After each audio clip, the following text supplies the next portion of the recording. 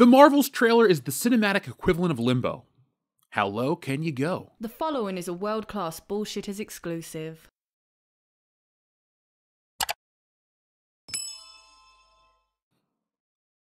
There are moments in history that people will never forget. The moon landing, the OJ trial, the time they green-screened the Queen. All moments that are etched into our collective memories.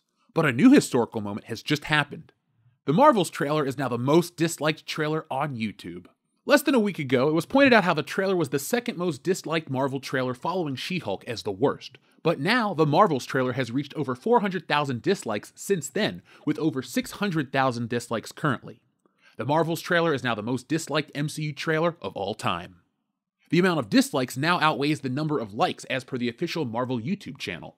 It probably didn't help that following the article, Rolling Stone baited fans with a spin on the article with the headline, "Brie Larson's The Marvels already has MCU fanboys in their feelings," with an excerpt adding, "Just say you hate women and leave, honestly." The article was destroyed by fans on Twitter, as the article is basically stating if you don't like the Marvels trailers, you're a woman hater. Of course, it couldn't be that the trailer is complete garbage and didn't offer anything exciting about the movie, and it's more of the same goofy content that fans have been put off by as of late, similar to Ant-Man and the Wasp: Quantumania, which completely bombed at the box office. More women haters, I suppose. Calling fans names for not liking the trailer also brings up what happened with the release of the first movie, with Brie Larson's white dude's comments, Samuel L. Jackson's political comments, and rumors that Brie Larson didn't get along with her Endgame cast, all of which certainly hasn't helped with Brie Larson's image or likability of Captain Marvel. Rumors also offer different problems with the Marvels, as it's claimed that Brie Larson isn't happy, and rightfully she shouldn't be. Brie Larson is an Oscar winner and starred in Captain Marvel that made over $1 billion. She went on to be featured in Avengers Endgame, one of the biggest movies of all time. However, Kevin Feige stripped the sequel of the Captain Marvel title, and arguably Teyonah Parris now looks to be the star, with Brie Larson, Carol Danvers as second fiddle, and potentially out the door. As it's been said many times in the past, imagine if Iron Man, Captain America, Thor, and Spider-Man sequels were all stripped of their respective character titles. Heck, even Ant-Man has been given 3 movies. The flick is also directed by Nia DaCosta, who didn't direct the first Captain Marvel movie, and who basically is a new director with no directorial experience, directing large-budgeted movies with heavy action and intensive CGI. What's Feige's thinking behind this? Did it work for Eternals? Speaking of Teyonah Parris, her Monica Rambeau isn't exactly popular enough of a character to headline an MCU movie, as she didn't exactly blow people away in WandaVision. Ditto for Iman Vellani as Miss Marvel, as her Disney Plus show is the least watched of all the Marvel shows. So 3 characters, actresses, and a director that either no one likes or hasn't heard of, and you know what? This is a recipe for disaster. Feige decides to put all 3 characters together, as he was probably better off keeping Teyonah Parris' Monica Rambeau away from the other 2, as a way to entice the MCU audience? Feige's only hope now is that MCU fans have enough curiosity to just see how bad the flick will be. Otherwise, the Marvels could be smaller than Ant-Man and the Wasp: Quantumania. It doesn't have 2 Avengers movies to save it, and it doesn't seem to be tied to the multiverse story. As you can see, this escalated quickly. 200,000 new dislikes in just a few days. Captain Marvel has always been a lightning rod for controversy, but this is coming off the heels of a string of bad Marvel movies, with the last one being an outright flop. Fans are displeased with Marvel, and they're displeased with this trailer. Why can't the press leave this alone? The answer is obvious.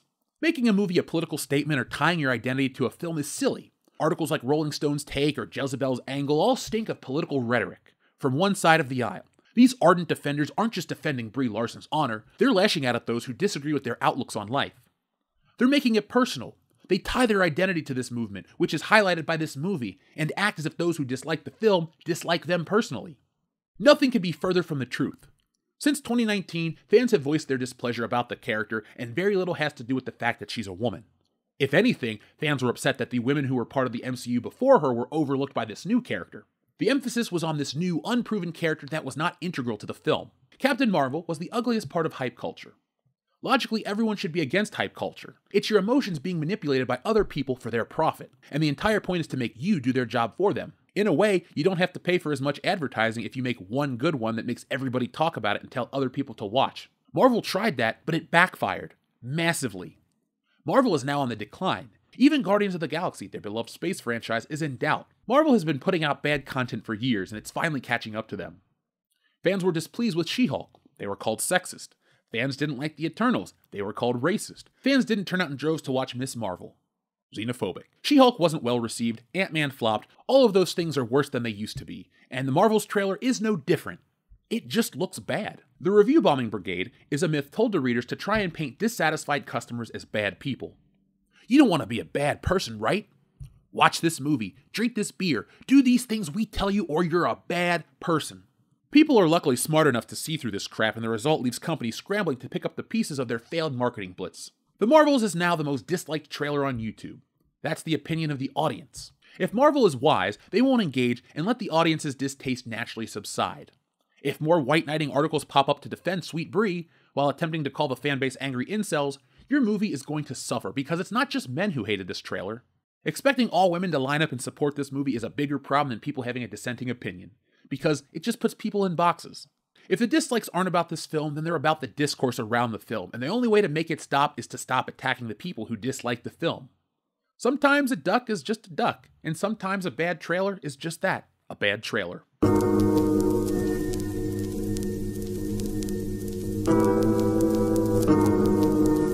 So folks, I want to know what you think about this. 3 questions for today. 1, are you surprised to see another white knighting article for the Marvels? 2, what do you think the final count for the dislikes on this trailer will be? And 3, what do you think the final box office for the Marvels will be?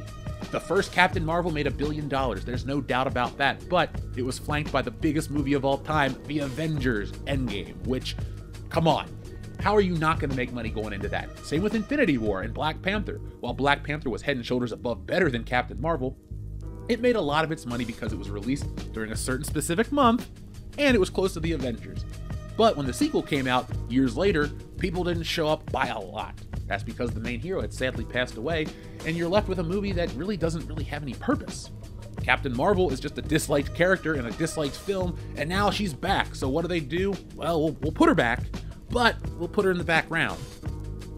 If a character is truly popular, they never go away. They come back all the time. They have toys on the shelves, video games, t-shirts, hats, all that stuff. If you want to see a truly popular Marvel character, it's Spider-Man. With a movie, without a movie, he's still Marvel's biggest superhero. Besides the movie breaking records, the games break records, and the toy line of Spider-Man is non-stop. Spider-Man is Marvel's only character to never not have a toy line ongoing. Since 1994, there has always been a form of a Spider-Man toy line. Other Marvel characters are part of the Marvel toy line. Nowadays, it's part of Marvel Legends, but Spider-Man has always received his own. This isn't about toys, it's about indicators of true success with these characters. Characters like Spider-Man are forever. Characters like Captain Marvel are a flash in the pan and they're forced down your throat. There's a reason why Spider-Man can have 1,000 different permutations and people will line up to see Into the Spider-Verse. But if you made an Avengers movie with 2 different Captain Marvels, you're gonna have 2 times the hate because people dislike that character, and constantly shoving her down our throats doesn't work. Where was all the hate and misogyny around Black Widow? Why weren't fans livid that Black Widow got a film? The only anger and outrage was the fact that that shit should have come out before Captain Marvel. So it's not about disliking women, it's just about disliking a bad character. Captain Marvel, you hear that sound? That's Marvel scraping the bottom of the barrel. So, folks, thank you for watching. I'll be back next time with more, but in the meantime, be smart, be safe, go to shopwcbs.com to get a t-shirt, but always be excellent to each other. Even if people like Captain Marvel and the Marvels, be excellent to each other. You know the drill. Don't judge someone just because they have bad taste. Thanks for watching today's video. Yes, it's over, but don't cry because there's more, a lot more from World Class Bullshitters. And there's only one way to get it. Hit that subscribe button below. When you do that, you'll get notifications and updates from World Class Bullshitters every time we go live. Basically, you won't miss anything. And if there's one thing I hate, it's FOMO. But the thing most people hate more than FOMO is fear of missing out on World Class Bullshitters, because there's just some things you can't undo.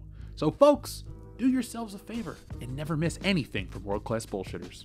One last thing before you go, hit the thumbs up button. Not for our egos, no, they're big enough as this, but it does help us fight the algorithm here, and well, it's man versus machine, and that's the real fight. But if that's not your battle, that's okay. There's one last way you can help WCBS, and that's going over to shopwcbs.com, picking up a t-shirt, a beer glass, a sweatshirt, a poster, all sorts of ways to back WCBS. The difference between us and other YouTube channels is I'm the artist that makes all this stuff, so if you enjoy art beyond t-shirts, you can even read our comic books. We got it all. We're called the epitome of pop culture for a reason, and no, again, it's not for our egos. So folks, make sure you're involved with every aspect of World Class Bullshitters, not just for us, but do it for yourself. We're making the change in entertainment everybody out there wants to see. And a special thank you goes out to all of our wonderful patrons who make this content possible. Go to patreon.com/worldclassbs to get involved and help out the channel.